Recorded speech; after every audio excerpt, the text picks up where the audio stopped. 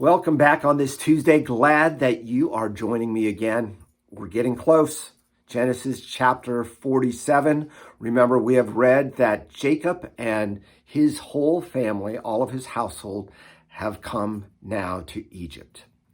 And we're going to read a little bit of the rest of the story of this famine. Remember, there were still years remaining when Jacob and his family came to live in Egypt.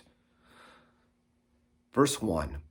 Remember, please read the rest of the chapter as well, all of it, again, as I've been asking you to do for these last 10 weeks, right? So Joseph went in and told Pharaoh, "My father and my brothers, with their flocks and their herds, and all that they possess, have come from the land of Canaan. They are now in the land of Goshen." And from among his brothers he took 5 men and presented them to Pharaoh. And Pharaoh said to his brothers, "What is your occupation?"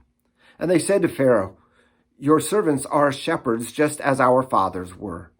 They said to Pharaoh, "We have come to sojourn in the land, for there is no pasture for your servants' flocks, for the famine is severe in the land of Canaan.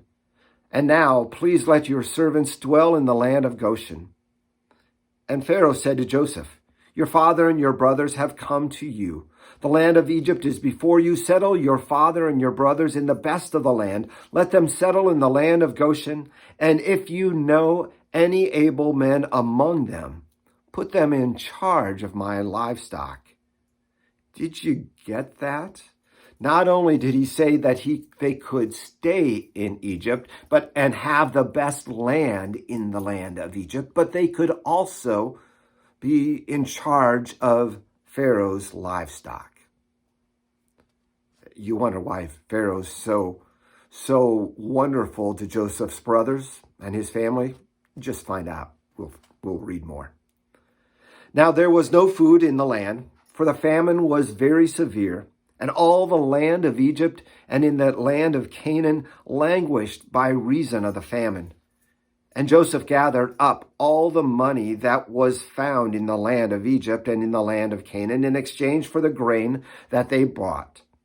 And Joseph brought the money into Pharaoh's house. And when all the money was spent in the land of Egypt and in the land of Canaan, all the Egyptians came to Joseph and said, "Give us food. Why shall we die before your eyes? For our money is gone." Joseph answered, "Give your livestock, and I will give you food in exchange for your livestock, if your money is gone." So they brought their livestock to Joseph, and Joseph gave them food in exchange for the horses, the flocks, the herds, and the donkeys. He supplied them with food in exchange for all their livestock that year. And when that year was ended, they came to him the following year and said to him, "We will not hide from our Lord and that our money is all spent. The herds of livestock are my Lord's. There is nothing left in the sight of my Lord but our bodies and our land. Why should we die before your eyes, both we and our land? Buy us and our land for food, and we with our land will be servants to Pharaoh.